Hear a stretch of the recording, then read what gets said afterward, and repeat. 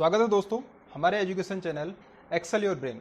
आज हम आपके लिए लेकर के आए हैं माइक्रोसॉफ्ट एक्सेल से जुड़े हुए कुछ ऐसे प्रैक्टिकल अप्रोच जो कि आपको जीरो लेवल से एडवांस लेवल तक का सफ़र तय करने में हेल्प करने वाला है। तो आज हम जानेंगे माइक्रोसॉफ्ट एक्सेल के बारे में। आज ये हमारा डे 1 है, तो हम देख लेते हैं माइक्रोसॉफ्ट एक्सेल है क्या, इसका यूज़ क्या है और इसके हेल्प से हम क्या क्या ऐसे कुछ कॉम्प्लेक्स कैलकुलेशन है जो हम इसकी हेल्प से कर सकते हैं। तो सबसे पहले हम एक्सेल के बारे में थोड़ा सा जान लेते हैं। एक्सेल क्या है? एक माइक्रोसॉफ्ट एक्सेल एप्लीकेशन सॉफ्टवेयर है जो कि डेवलप किया गया है माइक्रोसॉफ्ट कॉर्पोरेशन के द्वारा। माइक्रोसॉफ्ट कॉर्पोरेशन ने बहुत सारे अपने एमएस ऑफिस में पैकेजेस बनाए हैं, जिसमें से एक्सेल भी उसका एक पैकेज है जिसको हम बोल देते हैं एप्लीकेशन सॉफ्टवेयर। अब हमने यहाँ पर कुछ यूज़ दिखाए हैं माइक्रोसॉफ्ट एक्सेल के, कुछ फंक्शन हैं जो कि माइक्रोसॉफ्ट एक्सेल की हेल्प से हम कर सकते हैं, जिसमें कैलकुलेशन है, एनालाइजिंग है, समराइजिंग है एंड कंपेरिजन है। तो ये सारे काम हम एक्सेल की हेल्प से कर सकते हैं। तो वापस हम देख लेते हैं एक्सेल विंडो के बारे में, थोड़ा सा जान लेते हैं कि एक्सेल विंडो में कौन सी चीज़ें क्या कहलाती हैं। जैसे ABCD आपको दिख रहा होगा, ये 1 2 3 दिख रहा होगा, तो इसके बारे में हम थोड़ा जान लेते हैं कि इनका यूज़ क्या है, इनको कैसे आइडेंटिफाई करेंगे, ये सब क्या होते हैं, टाइटल बार क्या होता है, थोड़ा सा हम जान लेते हैं इनके बारे में। फिर उसके बाद हम यहाँ पर कुछ कैलकुलेशन स्टार्ट करते हैं। तो यहाँ पर हमने एक पिक्चर बनाया है, इसके थ्रू हम समझते हैं थोड़ा। ये हमारा एक्सेल विंडो है। इस विंडो में हमारे पास हमें सबसे पहले दिखाई देता है यहाँ पर ABCD, ये है हमारे कॉलम्स हैं, और 1 2 3 हमारे पास रोज हैं। तो कॉलम क्या होते हैं? कॉलम होते हैं वर्टिकल, ये ऐसे कुछ दिखाई दे रहा है हमको, ये वर्टिकल कॉलम्स हैं। और रोज क्या होती है हमारी? हॉरिजॉन्टल। हॉरिजॉन्टल मतलब कुछ ऐसे, ये हमारे रोज है, ये हमको क्या है, एक रो है, और ये हमारा क्या है, कॉलम है। तो ये रो एंड कॉलम जहां पर भी इंटरसेक्ट करते हैं वहां पर एक बनता है सेल। ये छोटे छोटे ब्लॉक जो आपको दिख रहे हैं ये हमारे हम सेल्स हैं सब। इन्हीं सेल को हम कैसे आइडेंटिफाई करेंगे इसके बारे में हम थोड़ा सा जान लेते हैं। देखिए यहाँ पर एक कॉलम है, इस कॉलम का नेम है F, तो यानी कि F कॉलम है और रो हमारा है 11। तो हमने यहाँ पर इसको हाईलाइट किया हुआ है F कॉलम एंड रो 11। ये एक दूसरे को इंटरसेक्ट कर रहे हैं, एक दूसरे को काट रहे हैं, इस एरिया में इनको काटा है यहाँ पर। तो ये हमारा क्या बन गया है? सेल बन गया है। इस सेल को हम बोल रहे हैं एक्टिव सेल। अब एक्टिव सेल और इनएक्टिव सेल, इनके बारे में थोड़ा सा समझ लेते हैं। एक्टिव सेल वो एरिया है जहां पर करंट में हमारा कर्सर सेट किया हुआ है, यानी कि अगर हम कुछ भी काम करते हैं एक्सेल में तो हमारा यहाँ पर ही टाइपिंग डिस्प्ले होने वाला है, तो इसी को हम बोल देते हैं एक्टिव सेल। और एक्टिव सेल का फॉर्मेशन कैसे होता है? यहाँ पर कॉलम एंड रोज एक दूसरे को इंटरसेक्ट करते हैं, तो उस एरिया को हम बोलते हैं एक्टिव सेल। बाकी जितने भी सेल्स हैं वो सब इनएक्टिव हैं, यानी कि आप उनको देख सकते हैं लेकिन आप उसमें भी काम नहीं कर सकते हैं, क्योंकि अभी हमारा करंट में जो वर्किंग एरिया है वो हमारा है ये वाला सेल। अब इस सेल का नेम कैसे आइडेंटिफाई करेंगे? जब भी किसी सेल का आपको नाम आइडेंटिफाई करना है तो सबसे पहले हम उसका लेते हैं कॉलम का name and then row number. तो आप इसको ऐसे पढ़ेंगे F, ये वाला अगर हम बात करें तो ये क्या है, कॉलम क्या है, F कॉलम है, और रो क्या है इसका 11। तो इसका नेम हो गया F11। इसको 11F नहीं बोलेंगे, जब भी आप किसी सेल को नेम लेंगे सबसे पहले आएगा उसका column name then row number. और इसके बाद हम जान लेते हैं, यहाँ देखिए ये जो हमारा एक्टिव सेल है इसका नेम यहाँ पर भी डिस्प्ले होता है आपको, इस एरिया को बोलते हैं नेम बॉक्स। यानी कि जो भी आप सेल में काम कर रहे हैं उसका नेम आपको जहाँ डिस्प्ले होता है उसको बोलते हैं नेम बॉक्स। तो नेम बॉक्स की हेल्प से आप किसी भी एक एक्टिव सेल का रेफरेंस देख सकते हैं कि उस सेल का एड्रेस क्या है, अगर आप समझने आपको दिक्कत हो रही है तो। नेक्स्ट है हमारे पास ये वाइट एरिया दिख रहा है यहाँ से यहाँ तक, ये हमारा कहलाता है फॉर्मूला बार। फॉर्मूला बार में क्या होता है कि जो भी आपने एक्टिव सेल में काम किया हुआ है या कोई आपने फॉर्मूला यूज़ किया हुआ है वो सारा का सारा डाटा आपको फॉर्मूला बार में दिखाई देगा। यहाँ से आप इसको एडिट भी कर सकते हैं, देख भी सकते हैं, यानी कि आप फॉर्मूला बार की हेल्प से एक्टिव सेल के कंटेंट्स को मॉडिफाई कर सकते हैं। ये फॉर्मूला बार का यूज़ होता है। नेक्स्ट देख लेते हैं, जब भी आप एक्सेल फाइल ओपन करेंगे तो आपको यहाँ पर सीट्स मिलेगी, सीट 1, सीट 2, सीट 3। ये हमारी डिफ़ॉल्ट सेटिंग होती है माइक्रोसॉफ्ट ऑफिस की, यानी कि माइक्रोसॉफ्ट एक्सेल की, जिसमें आपको 3 सीट दिखाई देंगी। और ये हमारा सीट टैब कहलाता है। सीट टैब से हम नेविगेट कर सकते हैं सीट 1 2 3 में, यानी कि आप यहाँ से कहीं भी जा सकते हैं, सीट 1 2 3 किसी का भी यूज़ कर सकते हैं। अब थोड़ा सा हम जान लेते हैं कि एक्सेल फाइल क्या होती हैं। एक्सेल फाइल को हम बोलते हैं वर्कबुक, यानी कि जो पूरा का पूरा एरिया है ये एक बुक है ये। अब बुक क्या होता है इसके बारे में हम थोड़ा सा जान लेते हैं। जैसे इसका हम एग्जाम्पल लेते हैं, आपके बैग में बुक होती हैं, एक बुक क्या है हमारा, एक्सेल फाइल है। एक्सेल फाइल को अगर हम बुक समझे और इन सीट्स को हम समझे पेज, तो हमारा बुक क्या है, वर्कबुक, और पेजेस क्या हो गया हमारा, सीट्स हो गई। तो बाय डिफॉल्ट इसमें आपको पेजेस यानी कि सीट्स मिलती हैं, 3 सीट्स मिलती हैं, यानी कि वर्कबुक का पार्ट है। यानी कि वर्कबुक आ गया, देन सीट्स आ गया, और सीट के अंदर क्या है, कॉलम्स हैं एंड रोज हैं, एंड कॉलम रो से इंटरसेक्ट होकर के बनता है सेल।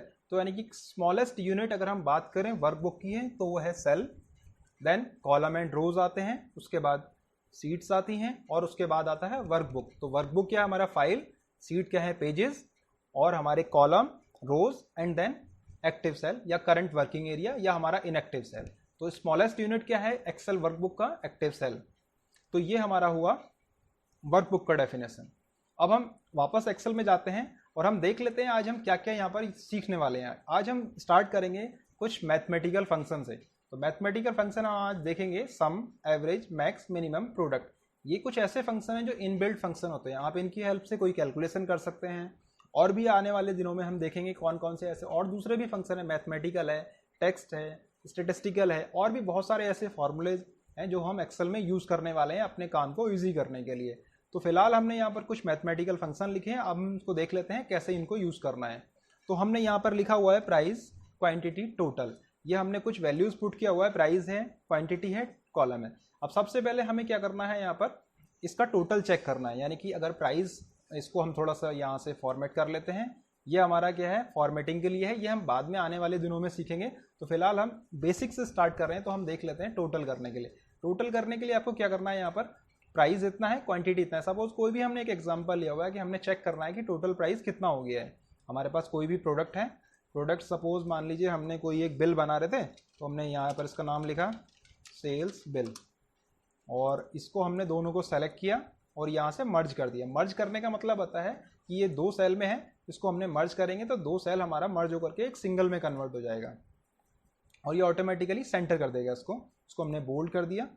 अभी यहाँ पर हमें तीसरा भी करना था, तो हम दोबारा से इसको क्या कर सकते हैं, इसको मर्ज में दोबारा क्लिक करेंगे तो वो जो हमने मर्ज किया था उसको अंडू कर देगा। अब हम तीनों को सेलेक्ट करते हैं, मर्ज किया क्योंकि हमने 3 कॉलम यहाँ पर बनाए हुए हैं। अब हमने इसको सेलेक्ट किया और यहाँ पर हमारे पास ये कुछ बॉर्डर्स होते हैं, बॉर्डर मतलब जो कि हाईलाइट करेगा हमारा एरिया को। तो हमने ये बोल्ड यहाँ से बॉर्डर बनाया। अब हमें टोटल निकालना है, तो देखिए हम सबसे पहले यहाँ पर करते हैं प्रोडक्ट हमें फॉर्मूला लिखना होगा। अब इससे पहले हम जान लेते हैं प्रोडक्ट। यहाँ पर हम कोई भी फॉर्मूला यूज़ करते हैं तो सबसे जो मस्ट होता है उसमें इक्वल साइन। इक्वल साइन का मतलब है कि हम यहाँ पर क्या करने वाले हैं, कोई फॉर्मूला स्टार्ट करने वाले हैं। तो हमने फॉर्मूला लिखा प्रोडक्ट। अगर आप इक्वल साइन नहीं लगाते हैं तो इसका मीनिंग क्या है कि आपका फॉर्मूला स्टार्ट नहीं हो रहा, वो एक नॉर्मल टेक्स्ट की तरह वर्क करेगा। तो हमने प्रोडक्ट लिखा, लेकिन इसे करने से पहले हम समझ लेते हैं कि सेल नेम, सेल रेफरेंस में क्या डिफरेंस होता है। तो इसको जान लेते हैं सबसे पहले हम। तो देखिए इस सेल का नेम क्या है, अभी आपको लास्ट में हमने बताया था कि इंटरसेक्शन हो रहा है, तो ये हमारा कॉलम है C और रो है 3। तो इस सेल का नेम क्या हो गया, C3। इस सेल का नेम क्या है, इसका नेम है D कॉलम है एंड थर्ड रो, तो ये हो गया हमारा D3। तो यानी कि अगर हम प्रोडक्ट करेंगे तो हम किसका प्रोडक्ट करेंगे, C3 का D3 से। प्रोडक्ट मतलब इन दोनों का हम मल्टीप्लाई कर रहे हैं, तो उसी को हम प्रोडक्ट फंक्शन से यूज़ करेंगे, PRODUCT। ब्रैकेट लगाया, ब्रैकेट में यहाँ पर देखिए आपको रेफरेंस एक पैरामीटर पास करता है। ये पैरामीटर दिखाता है कि आपको क्या इस ब्रैकेट के अंदर यूज़ करना है। या तो आपको ये आना चाहिए, या ऐसा होगा कि आपको एक्सेल ऑटोमेटिकली ये डिस्प्ले करेगा कि आप यहाँ पर क्या यूज़ करें।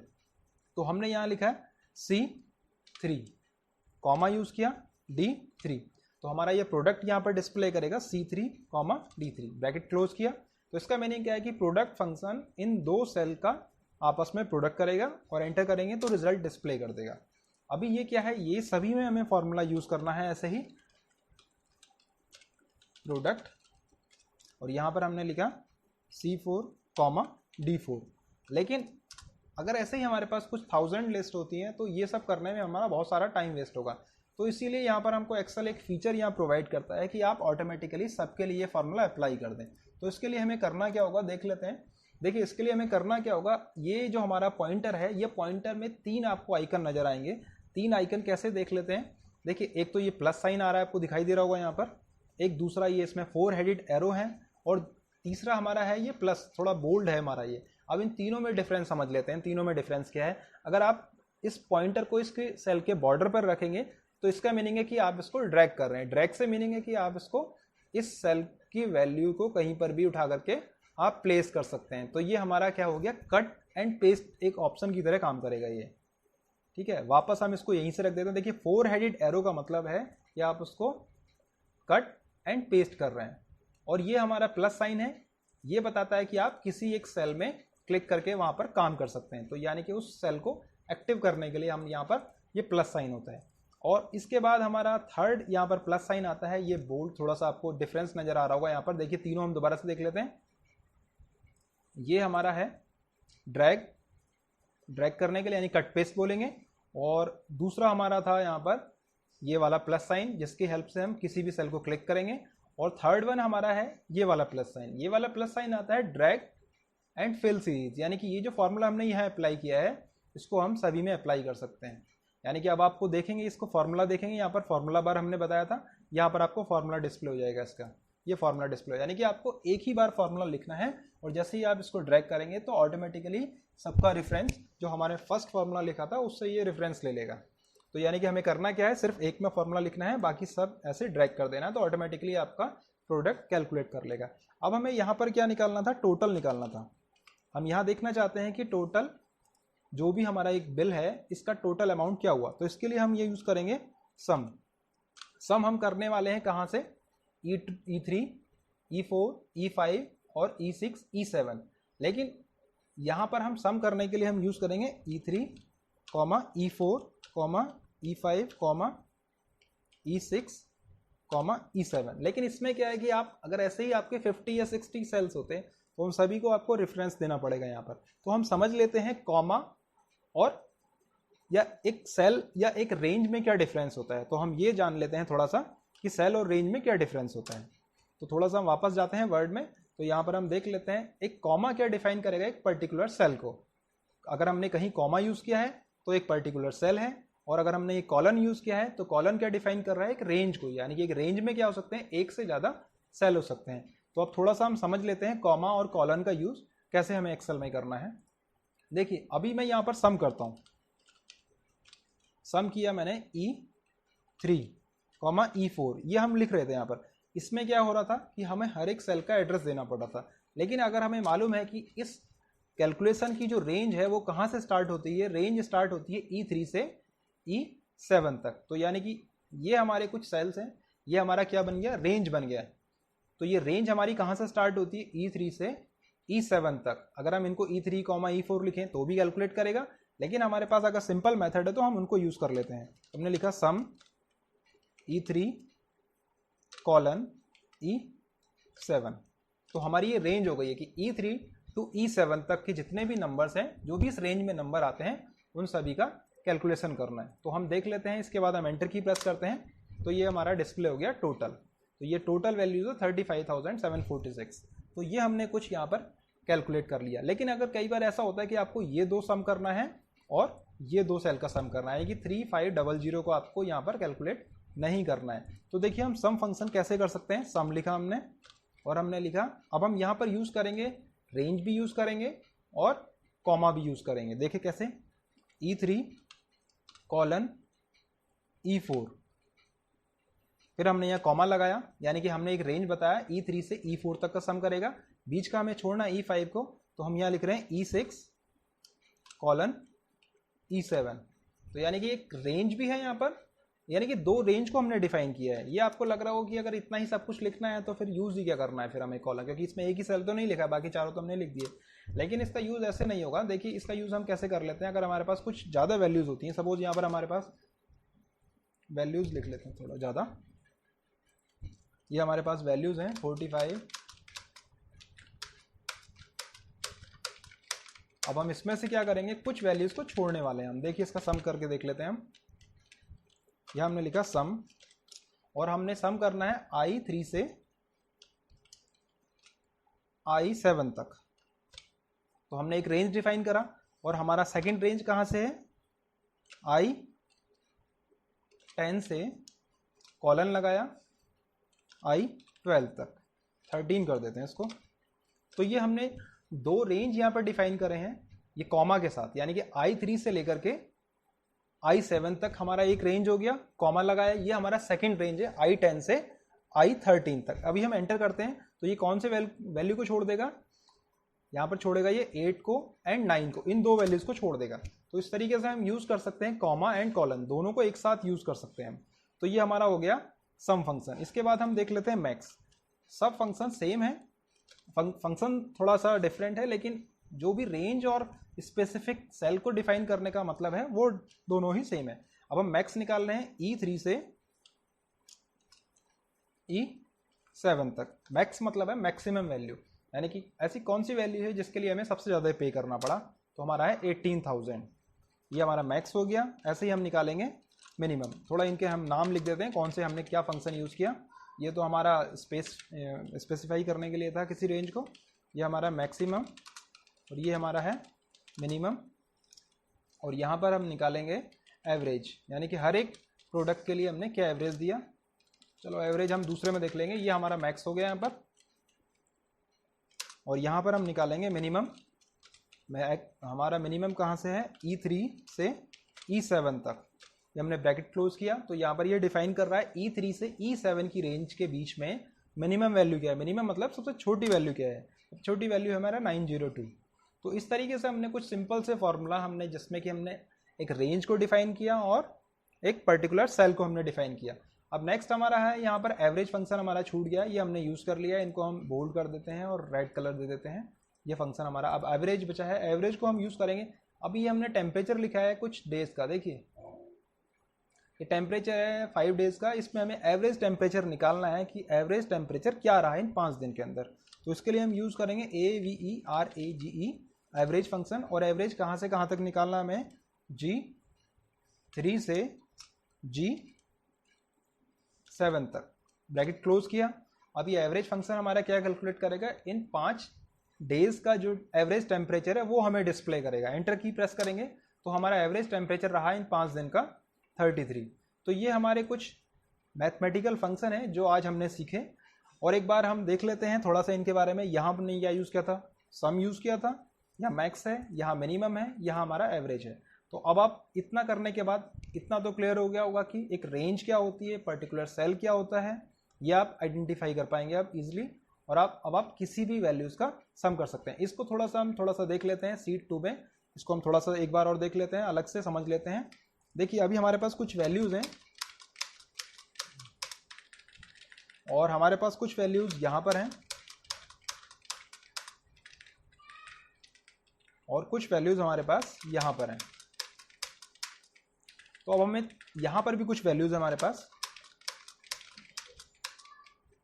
अब हमें करना क्या है कि यहाँ पर हमें इस रेंज का सम करना है और इस रेंज का सम करना है। तो उसके लिए अब आप यूज़ करेंगे, 2 रेंज आपको डिफाइन करनी है। तो उसके लिए आप क्या यूज़ कर सकते हैं, सम फंक्शन। यहाँ पर आपको डिफाइन करना है ये रेंज हमारा, इसका एड्रेस कहाँ से स्टार्ट होता है, C2:C8। ये हमारा फर्स्ट रेंज हो गया। फर्स्ट रेंज का हमने नेम डिफाइन करने के बाद कॉमा लगाना है। कॉमा मतलब एक तो ये रेंज है हमारे पास और दूसरा रेंज हमारा कहाँ से, E2 से E8 तक। तो ये हमारे 2 रेंज हमने स्पेसिफाई कर दिया। अब ऐसा भी हो सकता है कि कई बार आपको इन 2 रेंज के बाद ये वाले कॉलम से 3 वैल्यूज़ को और भी सम करना था। तो आप क्या कर सकते हैं, या 3 क्या, ये 4 वैल्यूज़ हैं यहाँ पर, यानी कि F2 से लेकर के आपको F6 तक, F5 तक, ये 4 और वैल्यूज़ हैं, इनको भी सम करना है। तो आप कॉमा लगा करके कितनी भी any number of ranges define कर सकते हैं। ये हमारा कहाँ है, F2:F4 F5, ये हमारे 4 वैल्यूज़ हो गया। तो अभी हम आप यहाँ देख रहे हैं हमने कितनी नंबर ऑफ रेंजेस डिफाइन करी हैं, 3 रेंज डिफाइन करी हैं यहाँ पर। तो ये तीनों रेंज का सम कैलकुलेट करेगा और इसके बाद अब हम क्या करेंगे, एंटर की प्रेस करेंगे तो ये हमारा सम आ गया है। तो अब आप, मुझे उम्मीद है कि अब आपको कॉलन और कॉमा दोनों में डिफरेंस क्लियर हो गया। कॉमा मीन्स है कि आप स्पेसिफाई कर रहे हैं किसी पर्टिकुलर सेल को या रेंज को। तो एक बार हम थोड़ा सा कॉमा का और देख लेते हैं। सम हमने यहाँ यूज़ किया। अगर हम लिखते हैं C2, D7, E6, F4, तो आप देख रहे होंगे यहाँ पर ये जो 4 सेल्स हाईलाइट हो रहे हैं, इसका मतलब है ये पर्टिकुलर सेल को ही सम करने वाला है, क्योंकि हमने यहाँ कॉमा यूज़ किया है, कॉलन यूज़ नहीं किया है। कॉलन का मतलब है रेंज डिफाइन कर रहे हैं। अब हम कॉमा यूज़ कर रहे हैं तो मतलब हम एक पर्टिकुलर सेल को ही सम में यूज़ कर रहे हैं। ब्रैकेट क्लोज किया, एंटर किया। तो अब आप, मुझे उम्मीद है कि आपको दोनों का यूज़ समझ में आया होगा, कॉलन का एंड कॉमा का यूज़ समझ में आया होगा। तो आज के लिए हमारे पास इतना ही है और ऐसे ही कुछ सिंपल मेथड हम लेकर के आएंगे आपके लिए डेली। तो अगर आपको यही हमारे चैनल के साथ एक्सेल सीखना है, और भी बहुत सारी चीज़ें हम लेकर के आएंगे। अभी तो फिलहाल हम एक्सेल से स्टार्ट कर रहे हैं। तो हमारा आज पहला दिन है, तो पहले दिन अगर आपको, कुछ लोगों को लगता होगा कि बहुत सिंपल से फंक्शन है, लेकिन हम ये उन लोगों के लिए स्टार्ट करें जो बिल्कुल जीरो लेवल से हैं। इसके बाद हम धीरे धीरे एडवांस लेवल की तरफ आगे बढ़ेंगे। तो हमारे चैनल के साथ बने रहिए। अगर आपको हमारे ये एफर्ट पसंद आते हैं तो हमारे चैनल को सब्सक्राइब कीजिए, लाइक कीजिए, और थैंक यू फॉर वॉचिंग हमारा वीडियो।